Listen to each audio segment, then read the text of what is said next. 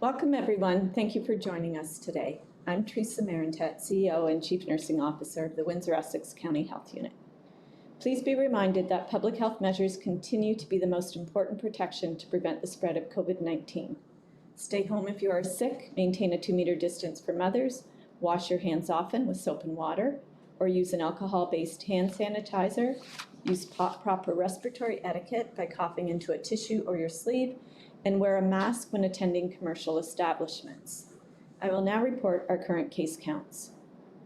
There are 112,240 confirmed cases of COVID-19 in Canada and 38,107 cases in Ontario. Chatham-Kent has 198 cases, and Sarnia-Lambton has reported 292 cases. Michigan now has 75,248 cases, with 12,296 cases being in Detroit. Today, we are reporting 2,071 cases of COVID-19 in our community, an increase of 27 cases from yesterday. 8 are workers in the agri-farm sector, 2 are healthcare workers, 13 are in the community, and 4 are still being investigated at this time. 1,332 people have now resolved, 628 people are self-isolating, and 15 people are in the hospital. 27% of our cases are between the ages of 20 and 29 years, and 24% are between the ages of 30 and 39 years. 64% are male and 35% are female, with 1% unknown at this time. Our community has lost 69 people to COVID. 49 deaths have occurred among residents in long-term care and retirement homes. There are 2 long-term care and retirement homes in COVID-19 outbreak. In addition, there are now 10 workplace outbreaks. 8 are in the agriculture sector and 2 are in the manufacturing sector. Symptoms of COVID-19 can range from mild to severe. Some common symptoms include fever, a new or worsening cough, a barking cough, chills, sore throat, shortness of breath. Call 911 if you have difficulty breathing and are struggling to breathe or speak, or are experiencing severe chest pain if you are feeling confused or losing consciousness. Please be reminded that Windsor-Essex has 2 COVID-19 assessment and testing centers, Erie Shores Healthcare in Leamington and Windsor Regional Hospital Let Campus. SOHAC in Windsor also offers testing for First Nations, Métis, and Inuit people and their families. To check your results, please go to www.wechu.org and click on View Your Results to access the online test result portal. If you are unable to view your results, please contact the assessment center or healthcare provider that initiated your test. The health unit will call you if you have tested positive for COVID-19. Please continue to visit our website at wechu.org for the most current information and case counts. I will now turn it over to Dr. Wajid Ahmed, our Medical Officer of Health, for further updates. Good morning and thank you for joining us again. Windsor-Essex has been under a Section 22 order that requires face covering in all commercial establishments for several weeks now.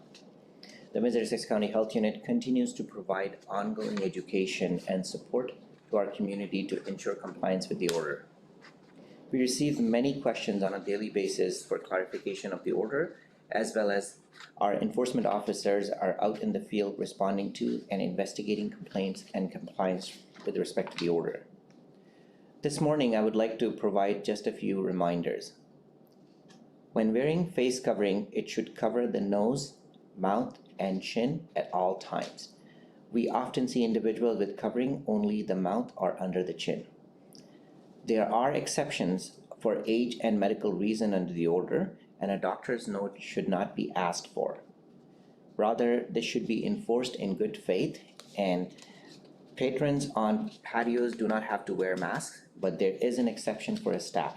But staff of restaurants working on patios must wear a mask given their ability to keep physical distancing is difficult in their work.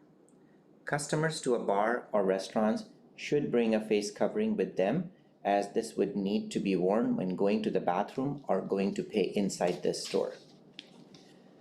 Servers should keep the mask on at all times during their shifts and minimize touching the mask while wearing it. Remember to wash or sanitize your hands when putting and taking off a mask or face covering. Servers should not remove their mask when speaking to patrons at their table. Consider keeping any music low so that it is easy to hear each other. Some businesses have gone with face shield as an alternative to a mask for employees. I discussed this last week, and under the order, face shields do not replace masks. Face masks are required in commercial settings covered under this order. There's also some confusion among businesses about policies coming down from their head offices, resulting in confusion over company policy versus the Section 22 local order. Again, please be reminded that the Section 22 order trumps your organizational policy, and masks are required in all commercial establishments covered under the order. If you have plexiglass up at your establishment, employees are still required to wear masks behind the barrier. At this time, we have not considered expanding the order to include other businesses or workplaces. Many other facilities, including health facilities, are already covered under the requirements from the ministry or their own governing bodies. As well, businesses and workplace must put in place policies and procedures for health and safety that consider mask use where appropriate. All questions about the Section 22 order requiring masks should be directed to the Windsor-Essex County Health Unit at 519-258-2146, extension 4510. Mask use is one part of protecting yourself against COVID-19. If worn properly, masks and face coverings add extra protection for individuals in public space where physical distancing is difficult to maintain or guarantee. The first defense for prevention of COVID-19 is still to regularly wash your hands with soap and water or alcohol-based hand sanitizer when soap and water is not available. Always cover your cough or sneeze. Maintain physical distancing of at least 2 meters from each other. Know the symptoms of COVID-19 and stay home when you're sick and contact your healthcare provider, the virtual walk-in clinic, or your telehealth. Thank you.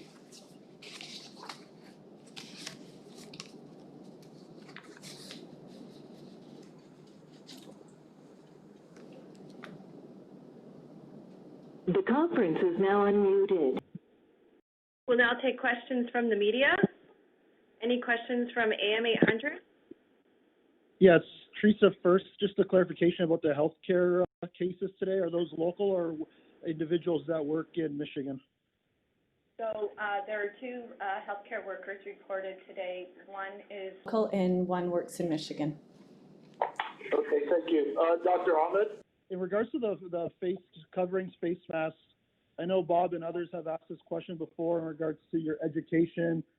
Has the health unit stepped up enforcement? Has any fines, warnings, anything like that been issued yet? We haven't issued any fines, but I think we're getting to the point of issuing for repeat complaints. And we have done a lot of education, and I think it's about time that we'll start to issue fines to get compliance from the operators.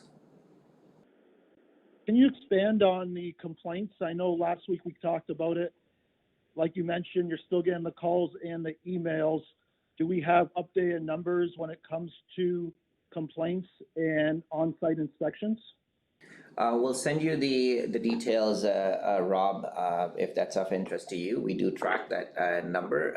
I don't have it in front of me, but we can send it to you. Thank you.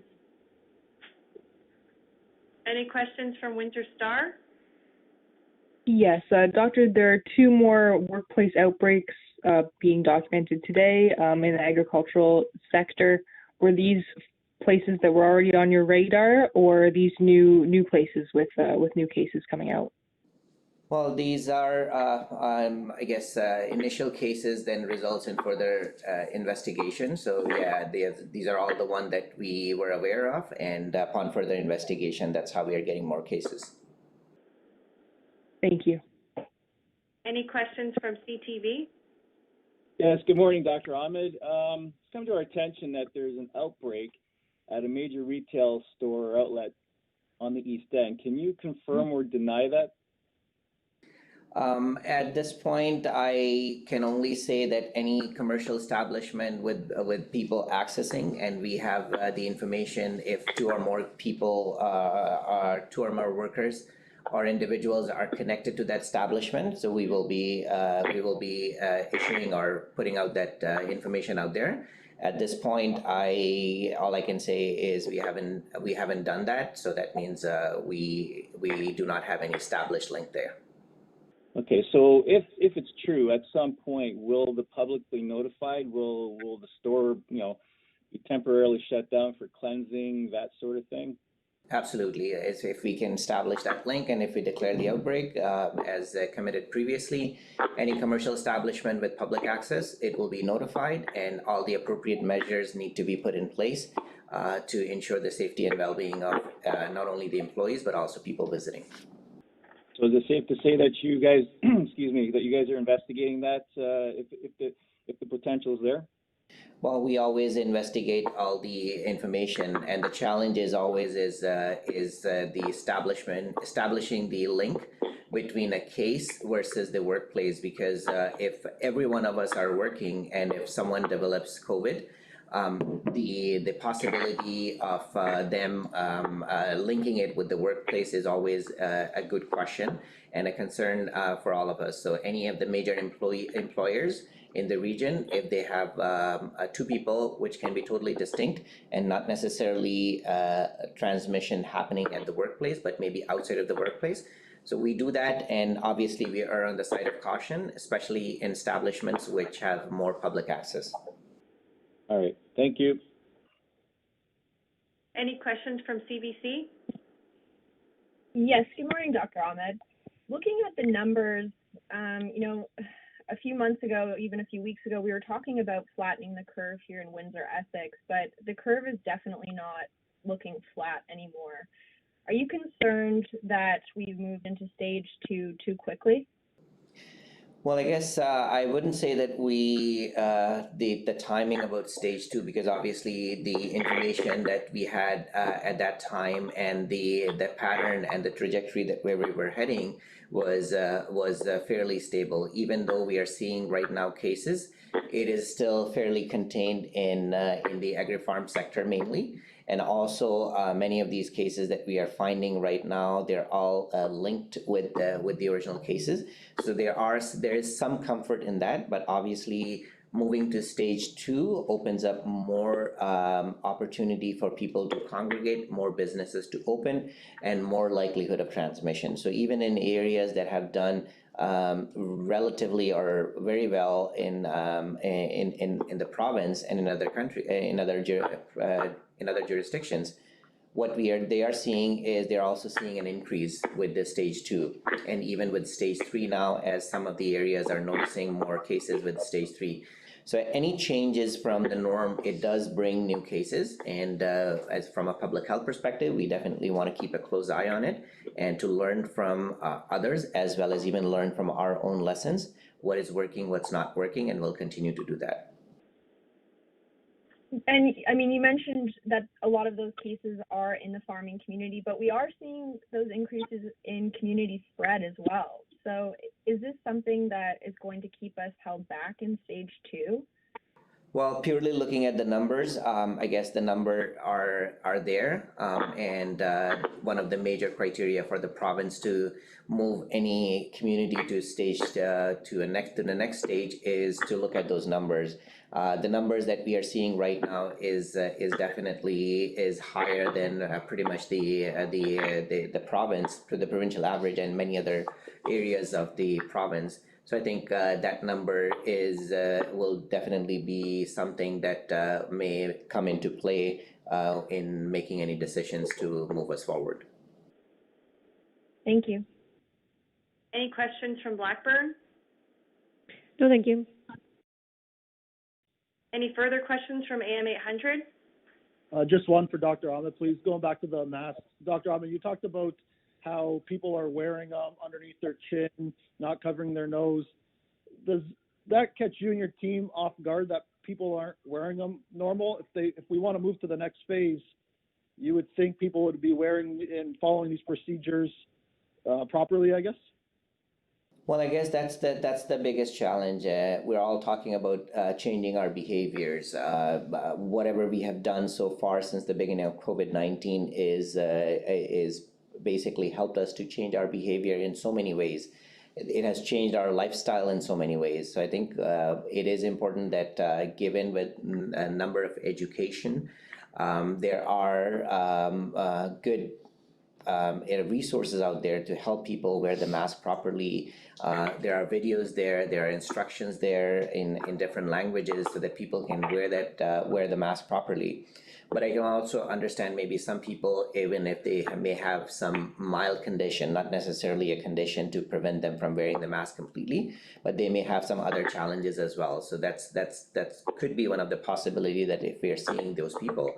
But I think the key piece is knowingly and taking the responsibility is the key piece. So as a resident of Windsor and Essex, if I think I need to play my part when I'm out there and conducting any business that could put me closer to 2 meters distance with anyone, I should be wearing the mask. And if the distancing can be maintained, that's great. And that's not where people need to wear the mask. They can wear the mask. But any areas, any commercial establishment, they're already under the order. But even outside of the what is not covered in the order, if people can wear the mask, if they cannot maintain physical distancing, that's what we are looking for. Sorry, I know I said one more, but just following up on your one point there. When it comes to individuals that don't wear the mask because of health conditions or any other reason, has the health unit seen, I guess, those number of cases, positive cases, confirmed cases, go up? We can't say that we cannot track that information, but I think what is happening is, again, it's going back to some of our responsibility as the community as well.